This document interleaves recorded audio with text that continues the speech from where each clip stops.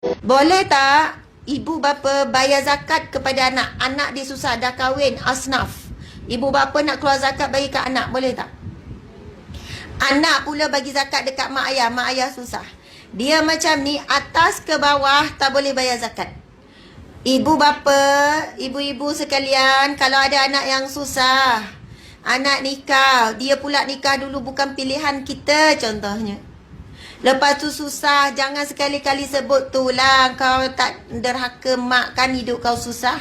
Sesen pun mak tak nak tolong. Na'udzubillah min zalik. Na'udzubillah, na'udzubillah. Kita jadi ibu bukan dimuliakan dengan pangkat, dimuliakan dengan amanah. Bukan sebab jadi ibu tu kita berbangga dengan pangkat kita jadi ibu, ada kuasa jadi ibu, soalannya mudah kita nak letakkan anak derhaka. Sedangkan pada zaman Sayyidina Umar pernah seorang anak ayah mengadukan tentang anak. Kemudian anak ni pun tanya, wahai Sayyidina Umar, adakah anak je derhaka, ibu bapa boleh jadi derhaka? Sayyidina Umar kata, ya, ibu bapa juga boleh jadi derhaka. Dia pun cerita apa masalah. Sayyidina Umar kata, kamu lebih dahulu derhaka sebelum anak kamu derhaka kepada kamu. Sebab itu kita ni, bila kemuliaan kita tinggi didarikan darjat oleh Allah para wanita sekalian, bersamanya ada amanah. Antara amanah seorang ibu adalah mendoakan anak walaupun anak tu menyakitkan hati sampai mati. Sebab doa adalah kepala ibadah. Doa adalah ibadah yang besar dalam Islam sebenarnya. Dan Allah bagi lidah yang mustajab, lidah yang masing kepada seorang ibu. Saya tak pelik ramai ibu-ibu kecil hati dengan anak. Menangis, ustazah, pedih apa yang anak saya buat. Kalau ustazah duduk tempat saya macam mana? Saya kata memang cerita Hajah ni sangat dahsyat. Anak buat macam ni. Saya rasa saya tak mampu dah nak doakan dia, ustazah. Selagi mana dia tak minta maaf dengan saya tak akan doakan dia. Terputuslah doa dia daripada saya. Saya kata kalau Hajah buat syarat macam tu, kemungkinan besar anak tak datang minta maaf, kemungkinan besar anak tak balik, anak tak datang sampai Hajah mati. Kenapa, ustazah? Apabila puan mengatakan tak ada doa untuk anak, terputus pintu rahmat Allah untuk anak, terputus hidayah Allah untuk anak. Macam mana anak tu nak sedar dia buat salah? Sepatutnya Hajah, bila anak menyakitkan hati macam ni, dia darah daging kita, lagi kuat Hajah doakan untuk dia. Dan Hajah akan berbahagia saat dia kembali dalam keadaan dia sedar dan dia insaf. Subhanallah. Nak sebut tadi wanita bila dia keluarkan belanja daripada simpanan kita. Anak kita susah, tak boleh bayar zakat pada anak ya. Yang boleh kita buat adalah membantu dia. Dan memang jadi kewajikan ibu bapa yang mampu bantu anak yang susah. Kadang-kadang ibu bapa hari ni minta maaf.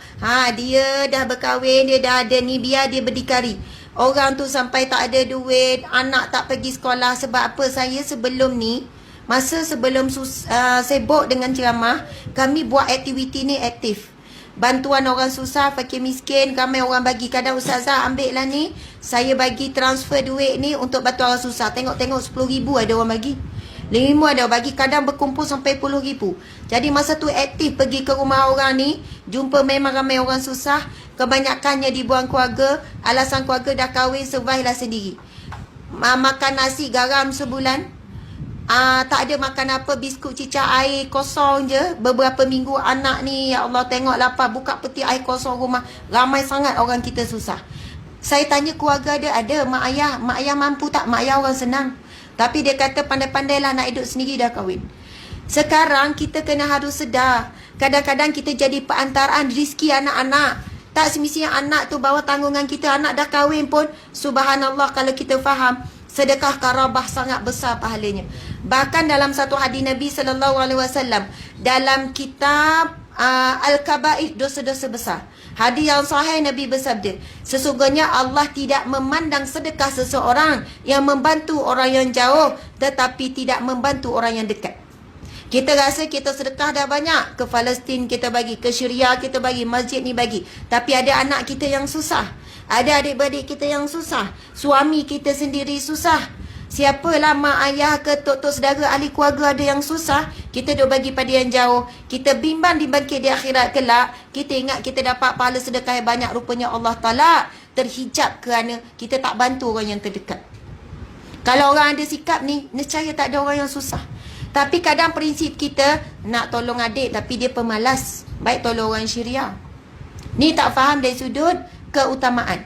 Memang adik tu pemalas. Lagi saya tolong dia lagi pemalas. Kenangkan anak dia. Bagi melalui anak dia. Anak ni sekolah, you orang tak bayar, pergi ni. Kalau rasa tak nak bagi dekat bapak tu sebab bapak tu tak bekerja, pemalas.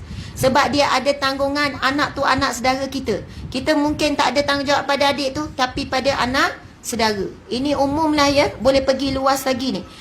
Dan Nabi sambung sabda tu, dan Allah tidak akan memandang wajahnya di hari kiamat kelak. Berat. Maksud di hari akhirat kelak Allah tak nak pandang orang macam ni.